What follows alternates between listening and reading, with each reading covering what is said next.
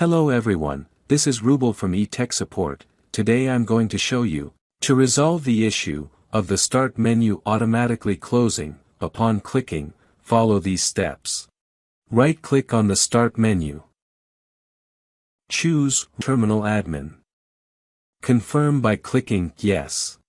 Terminal opens. Copy and paste the provided commands from the description into the terminal.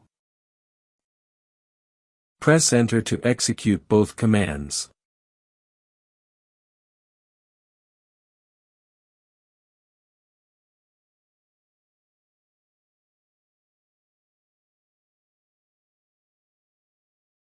Close the terminal after the commands are completed.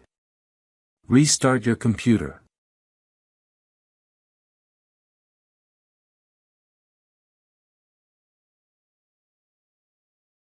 After the restart, check if the problem with the Start menu has been resolved. Thanks for watching this video, hope you like it. If you found this video helpful, please give it a thumbs up and consider subscribing for more content like this. Also, leave a comment below with your thoughts, questions, or suggestions for future videos. Take care.